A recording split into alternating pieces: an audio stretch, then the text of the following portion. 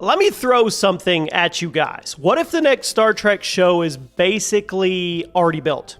As in, the sets are standing, the actors are already cast, the timeline's literally about to hand it off, and the only thing stopping it is whether Paramount says yes, because that's literally where we are with Star Trek Year One. And the crazy part is, this isn't some random rumor floating around online. This is coming straight from the people running Star Trek right now, their actual dream follow-up to Strange New Worlds. But as of today, it doesn't officially exist. Welcome to the channel, everybody. Jimmy or Chaos, and today we're going to be covering everything current about Year One. Everybody wants it, and thank you for the love on the Legacy video. I get it. My entire community wants Legacy to happen.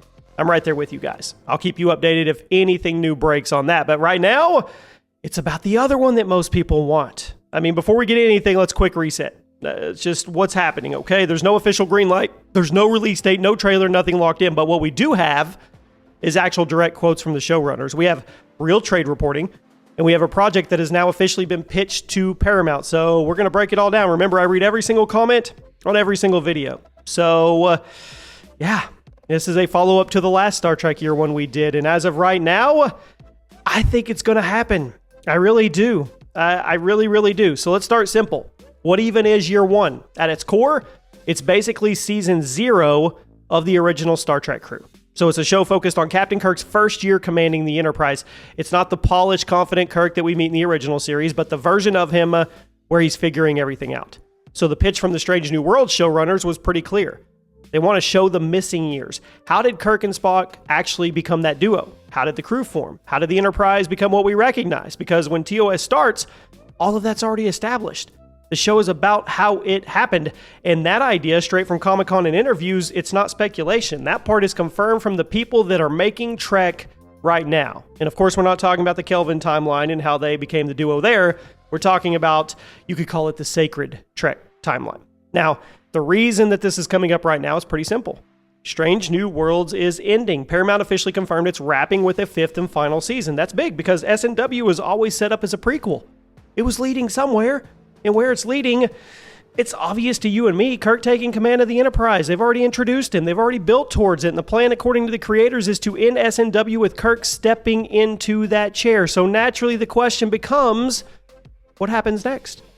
This is where things get interesting, and how it actually became a real thing.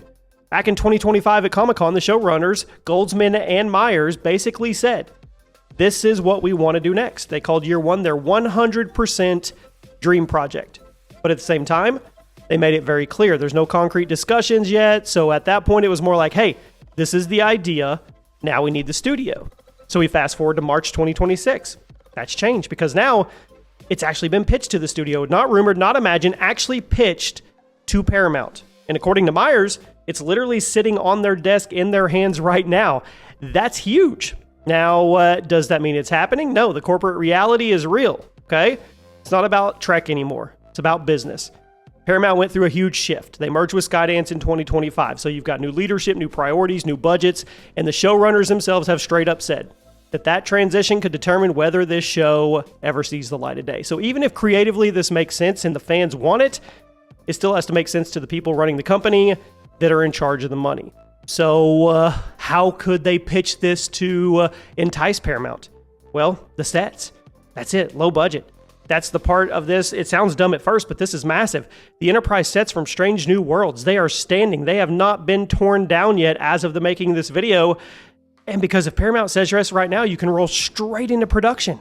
Same sets, same assets, same crew. That saves a ton of money and time. But if they wait too long, guess what? Those sets will get dismantled, and suddenly this becomes a much more expensive endeavor. So this entire project might literally come down to, do we keep the Enterprise standing or not? Figuratively speaking and literally speaking. And then you have the cast. Let's talk cast, because that's where things are lining up too. Nothing officially announced for Year One, but look at what's happening in S&W's final season. They're bringing in Bones, Dr. McCoy, Sulu, confirmed casting for the finale. These aren't random things. That's them completing the original crew lineup right before the show ends, which makes the idea of a follow-up show way more realistic, because at that point, who do we have here? We've got Kirk, Spock, Uhura, Sulu, McCoy.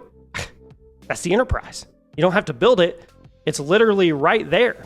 And I can tell you what season one would actually look like. I mean, we can connect the dots. If Year One happens, I mean, realistically, there's three directions. First, fully episodic, like classic Trek. Standalone missions every episode. Very S&W style. Safe, familiar, easy to jump into. 2, fully serialized. One huge story across the entire season. More modern streaming style, but riskier for Trek. And the third one is hybrid, and I think this is the most likely.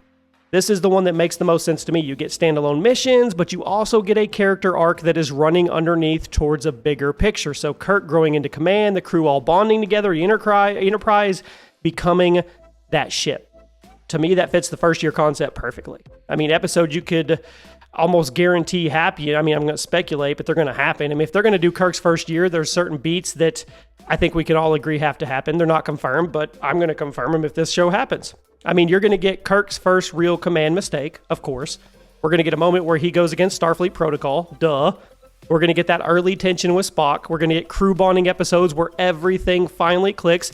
And I think we would get a finale where the Enterprise actually feels complete. So by the end of the season, it should feel like, if they did it right, to me, okay, this is the crew that we recognize. Now, let's talk about tone, because I think that's where the fans care the most. I think that's where the comments from my last video kind of reached out the most. Strange New Worlds has been praised for feeling like classic Trek, but still modern, if that makes any sense. And I think a lot of my fans are classic Trek fans. A lot of my viewers, a lot of my commenters. Optimistic, character-driven, willing to experiment a little. So if year one happens, they have to keep that. Cannot turn it into an overly dark Trek. Don't turn it into an overly goofy Trek. It needs to feel like you want to be on that ship with them. That was the magic of Star Trek when I was a kid, watching The Next Generation. I wanted to be on that ship. I wanted to go to the holodeck. I wanted to do all those things. I wanted to be on the bridge. I wanted to be in engineering. That's what made it so special. And then, of course, you have canon. And you have risks here, but you can't avoid them. I mean, canon's always the landmine, but especially with Trek fans, because they know everything. I mean, they literally do. You can't put anything past them. If you have a smart approach, and one the showrunners have hinted at, it's simple. Don't change what happens. Show why it happens. Fill in the gaps, because we already know where these characters end up. We know the whole story except for the beginning. The goal isn't to rewrite history here. You don't have to get cute. It's to add context to it. Why did this happen? Explain it in depth. And then I think you have a winner here. So, I mean, I guess the real question is, does it get made? On one side, I say yes. Sets are already built, casts already forming, clear timeline, strong fan demand. I see that.